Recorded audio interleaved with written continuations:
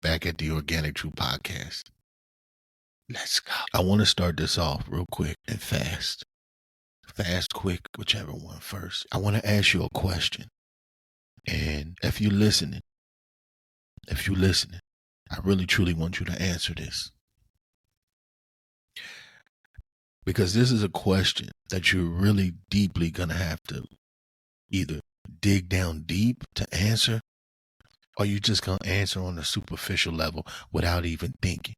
But I will ask for you to be deep. When the chance to grasp all you ever wanted means sacrificing all you ever had, do you take it? Let's come back to that, because I'm going to answer that. But I want to speak to my fellas, and I want to speak to the men, and no disrespect to the women, but I want to speak to the men, because I'm an 80s baby, and we all know that 80s is supposed to be like the golden era of obviously music, golden era of a bunch of other things. Fashion was pretty dope, but it was a cause for a lot of different things.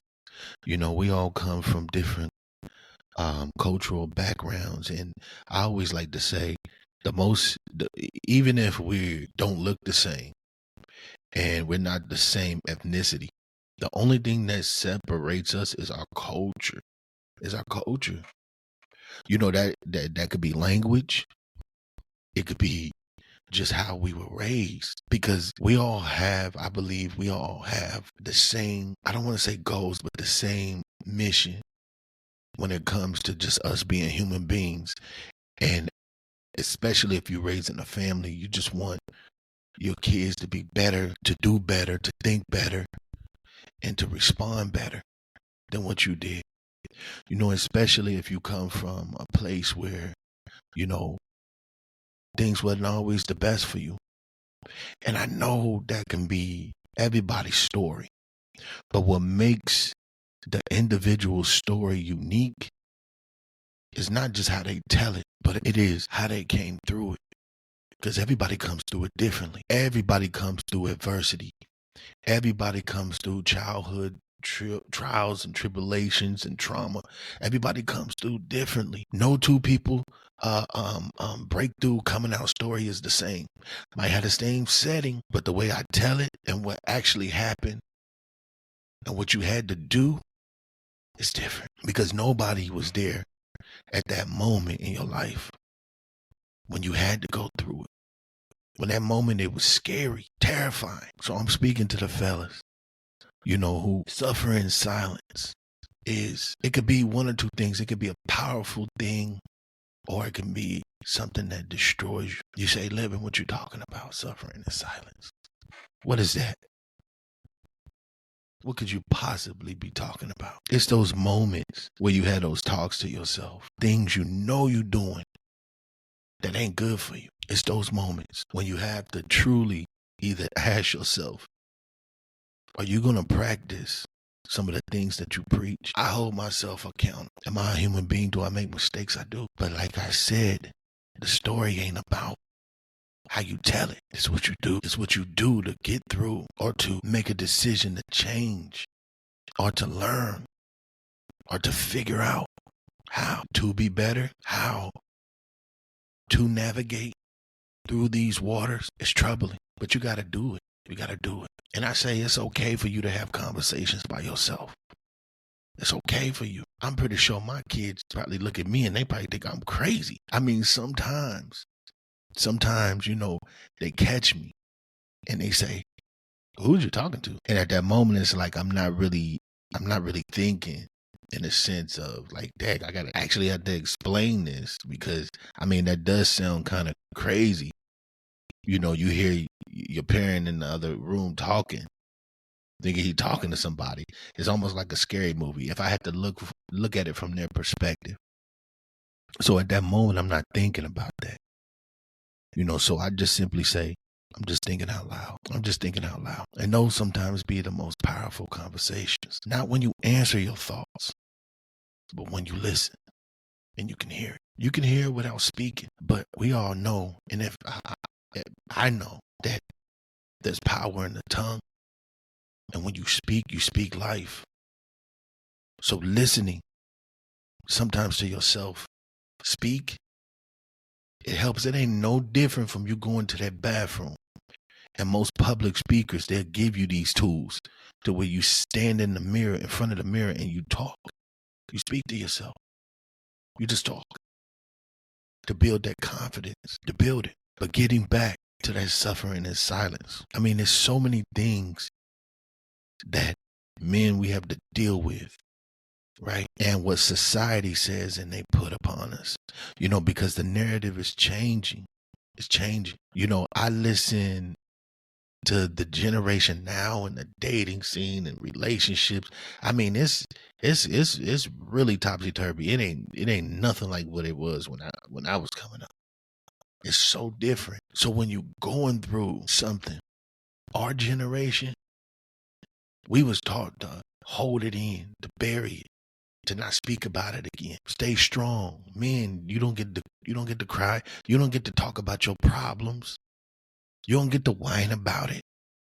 Be a man. As you fall down, scrape your knee, get up, wipe your face. You don't get to cry. You don't get to express your emotions. You don't get to talk about what's wrong with you or how your day was. And I'm sorry, I'm fast forwarding. I'm trickling into those men who are in marriages and relationships at that point. But you know what? We're going to get to that. But just in general, growing up, I mean, that's the way it was taught for me. That's the way that I learned. I remember moments. I remember moments where, and it's real vague moments. And I remember moments where I would be, I was a kid, and it's real vague where I was a kid, and my mom would, hold me. I think one of the things I loved the most was when she would clean my ear. I think that was a way for me to get affection, or yeah. My mom, she would sometimes rock me, but it's very vague. It's not vivid at all. Yeah, so it was different, and then especially if you come from a type of household where your parents wasn't really taught, or they didn't really receive that love. So it's like, how can they show you certain things when they didn't know how to receive it or didn't receive it themselves? See, because the generation goes back, and there's a whole lot of stuff that we dealing with today. We dealing with it today. My generation dealing with that back trauma from our parents. It's painful. So it's like, fellas, how do you pop out of that? How do you pop out of that? And then especially if you raising men, young men, or boys to be men or girls, because subconsciously, all those things that we've been taught, it come out and we don't even know we doing it. Because we come from that generation of getting things that to cope with it, alcohol, drugs, women, or somehow, the man just didn't show up, I mean, my dad wasn't around. I'm pretty sure if he could have changed that, he would have, but who's to say? Sometimes things happen and, things don't work out. And that's why it's crazy, because it puts that much battery in my back for me to not suffer. Here it is, right? That suffering in silence. To not suffer, and I'm speaking to the men, to not suffer in silence because you're trying to hold on to something and make it something that it's not, for the sake of not making it look like what you came from. That just means that whoever's going through that, you see what I'm saying? Because if you are the type of individual that can understand reason, that can communicate, but sometimes misunderstood, then you're good. Those are some pretty solid tools and skills to have. Not everybody good at talking or expressing themselves. I have come into a new evolution of being able to understand my emotions, understand what I'm feeling, and not only harness, but take it and learn how to control it and be able to use it verbally. It's a powerful thing, man, when you liberate yourself. And this is why I say when you speak truth organically, it's liberating. When you truthful to yourself, when you speak your own truth, nobody can use that against you. Nobody can use it against you. Nobody. Because you are the only one who knows you. Your reality is what you see. Now, whatever you want that to be, it could be delusional, it could be collective. It can go with how today's society is feeding it to you. And that's what you see. You see it the way that they do. Or you can create your own, one that makes sense to you, and you can see a different type of world. Now, when I speak about world, I'm speaking of like creating a aura of spiritual energy, prayer, meditation, whatever works for you. It could be you sitting in a corner humming all day. Well, not all day, but for 15 minutes. That is what brings you peace. It's too much we deal with, too much. So whatever direction you go to, and I'm not saying, and I'm talking to the fellas, and I was just talking to the fellas, but ladies, it ain't easy. It ain't easy for y'all either. I know. I'm raising one in this crazy, crazy society today that we living in. I mean, it's wild. Like some of the stuff that I see on the internet, it's like, can I even have that conversation? And it's crazy because it's like, I'm pretty sure they already exposed to it. So they know more than what you know before you even ask the question. You thinking in your head, you tiptoeing. Yeah, keep walking. Keep walking. Walk on by. Yeah. Keep walking. Because they are already 5 steps ahead. I learned that. That was what? I got a 17-year-old. That was what, about, I want to say, she was 7 years ago. I said, oh, how you know that? I thought I was having a certain conversation. She was already on game. But it was a bittersweet moment, but it was more of a sweet moment because I was proud that I didn't have to go into depth, but I was a little bit bitter because it was like, oh, I kind of wanted to have a conversation with myself, and kind of teach her myself, like get the information from the source. You know what I mean? So, but yeah, ladies, I know, y'all growing up. Yeah, y'all growing up. I mean, y'all seen the Freaknik. Y'all seen that? Y'all seen it? I know y'all have. But because it's crazy, because going back, let's jump back. And I was talking and we're talking about the Freaknik. I'm trying to think, that was that was in the 90s, right? So a lot of the people who were, I know I was young, a lot of the people who was in that era, right? And I'm speaking to you ladies right now. A lot of people who experienced that era of the Freaknik, right now, y'all dealing with the women y'all dealing with fatherless homes because of stuff like that. You go up there one night and all of a sudden you come back pregnant. So because once that happens, it's like, okay, what do you do now? Because now you have a decision to make. Because a lot of y'all, a lot of women was, in college in that Freaknik era. They were coming from colleges, and then it started getting infested where it became the people off the street coming up there. It was supposed to be like a college. Well, y'all seen the documentary, right? But y'all had to deal with a lot of, fathers who didn't show up, baby daddies. And that's a sad thing because it's like you put your heart into something and you believe, and then soon as you say, I'm late, they get up out of there. They disappeared, man. It was a lot of, but see, is that a testament to maybe what his way of growing up had an effect on that? Or was that just or that was just a guy who just didn't want to take care of his responsibilities? Because the 90s had a bunch of that. Leaving them late 80s into them 90s, it like spread like wildfire. So I know y'all had it tough. And then not to mention if you were a woman who came from a household who didn't have a father or a male figure or somebody, somebody who didn't look at you in a sexual way to where they touch you, because it was God forbid, that's sad. I don't even want to even bring that up, but y'all had it rough too. I understand, I get it.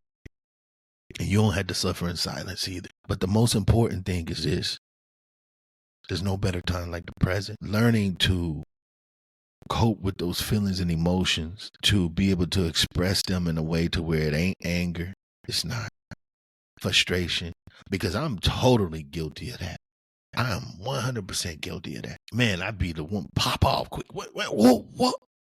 You know what I'm saying? Like, and I had to catch myself like, hold on. It was just like today, working with my little guy with his homework, and it's like, I've been cranky though. Before I even get into the story, I've been on a 4-day fast. I mean, I ain't had no solid food. Only thing I've been doing is drinking tea and water. Today would be 4. I'm going to take this as long as I can, because I don't want to deviate from the topic, but I shed a little light on why. Matter of fact, no, I think it actually it ties into what we're talking about today.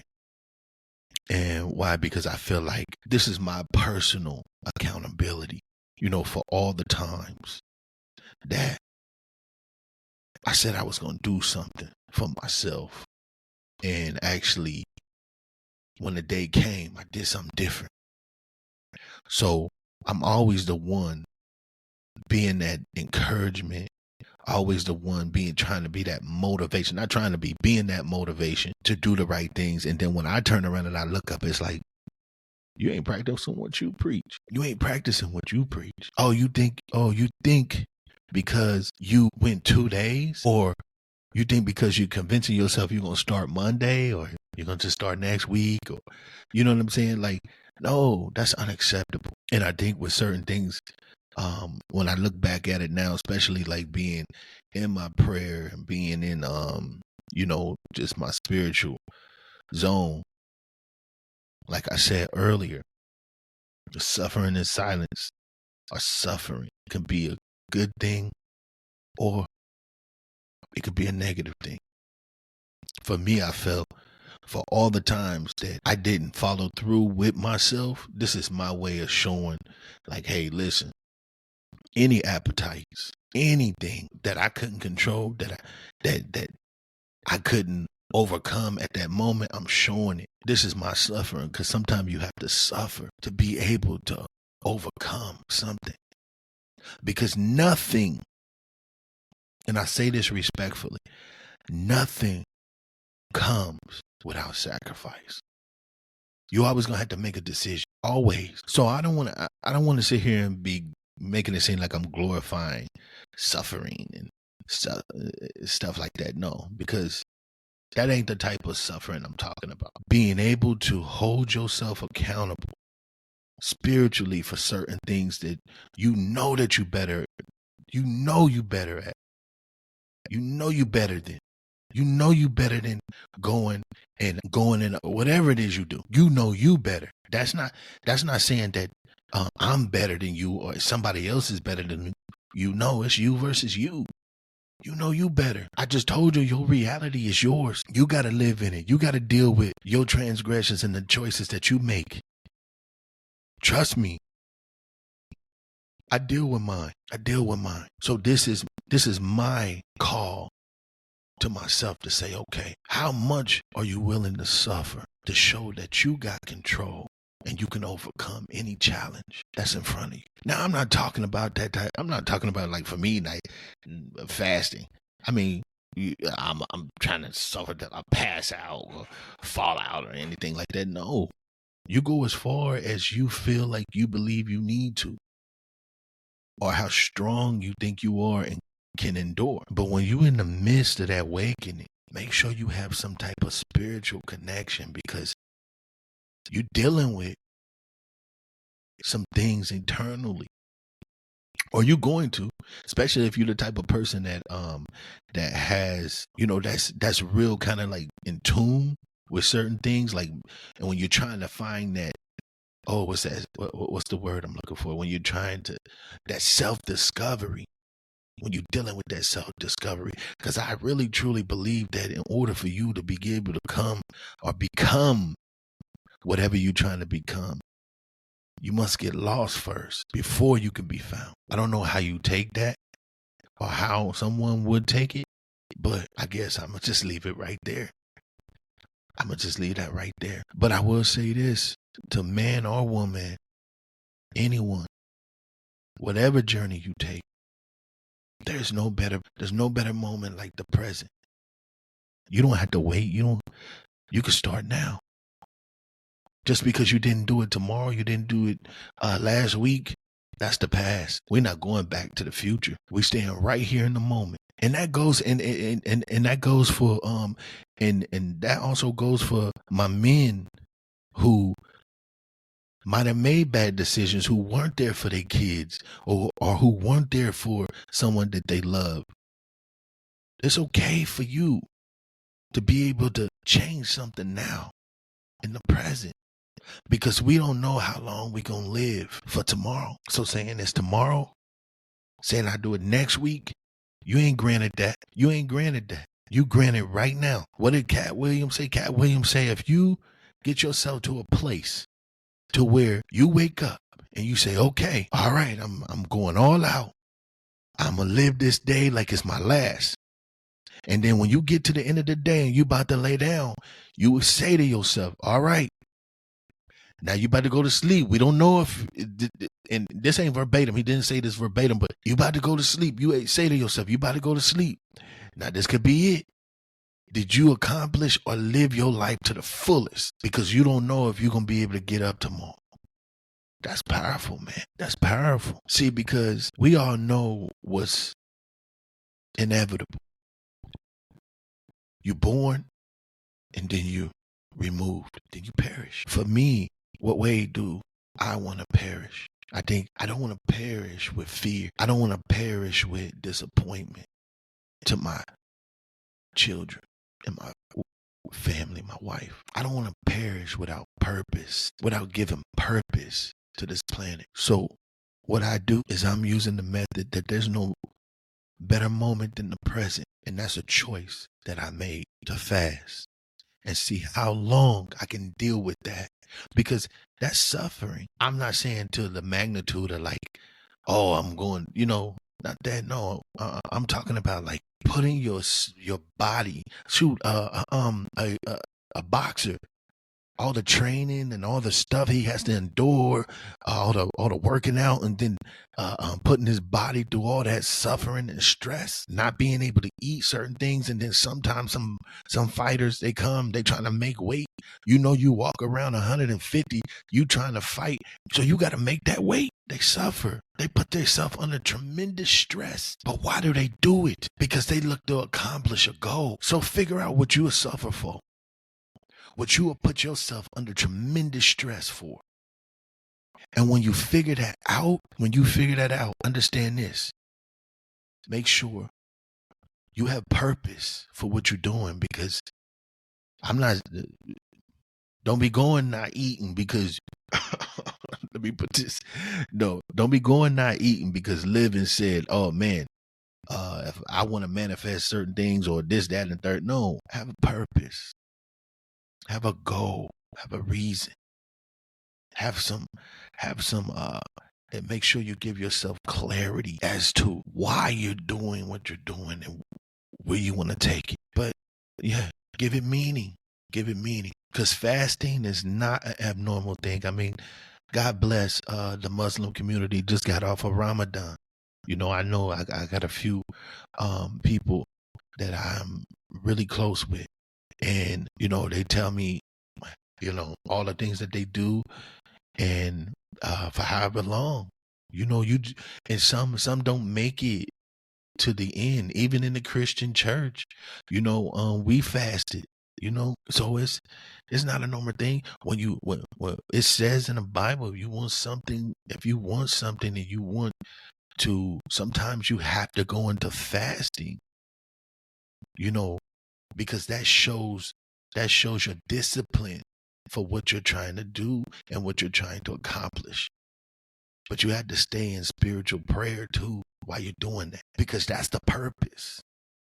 You see what I'm saying? That's the purpose. But there's no better moment than the present. Getting back for the last thing and answering that question. This is how and why. That was a perfect segue. When the chance to grab all you ever wanted means sacrificing all you ever had, do you take it? For me, sometimes getting what you want doesn't mean that you're going to keep it for long, but sacrificing all you ever had could be a detrimental thing. And this is just something personal to me and just my point of view, my perspective. And I would love for you guys to answer the question for yourself. When the chance to grasp all you ever wanted means sacrificing all you ever had, do you take it? No, because there's no greater gift to have than what God blessed us with, the gift of memory. This is why I simply say there's no greater moment than the present, because the gifts you get when you build memories, when you stay in that moment and you do everything you ever wanted, nobody can ever take that away. So if I had to sacrifice everything I ever had, everything that I ever had, just to get everything that I ever wanted, everything that glitter and gold could be melted. What I mean by that, see, sometimes people ain't in my head, so I had to explain that even further. Everything that glitter and gold is a metal, and metal melts. It could be gold plated. That's a metal. It's just the way you look at it. Tomato, tomato, potato, potato. So I'm not sacrificing everything I ever had, because what I've had, even though it's in the past, I may cherish more than whatever I can get today, because I would give it up to have just a couple more minutes or days or years with some people who I love that are gone. I always have my memories. And if I had to lose those just to get what I wanted, it wouldn't be the same, because I sit and I think, in another lifetime, if I had it's just like asking yourself this question. If you had a chance to start all over and change all the people that were put into your life, loved ones and all, wife, kids, would you want to change that? Mike Epps said it better in a different analogy. Excuse me. And I'm going to leave y'all with this. He said there's always people complaining about their problems, not knowing that your problem, somebody would love to have. And if it was ever an opportunity for you to drop your problem and pick up somebody else's, you'll drop your problem of complaining because you got to pay bills, or you're back on bills, you're in debt. So you drop that. And the guy who's crippled, who in a wheelchair, can't walk, pick that up. And the only thing you left with is his problem, that part. There's no better moment like the present. So make a difference. Improve yourself. Make a change. Stay true to you and understand, be bigger than your appetites, because they can really consume you. And whenever you in doubt, so I leave you with this, because I just lost my train of thought. Whenever you in doubt of your vision, allow your plan B to enforce plan A. And I say that to say this: without a voice, there's no truth. Without truth, there's no voice. Organic Truth Podcast. Blessings to the people. Let's go.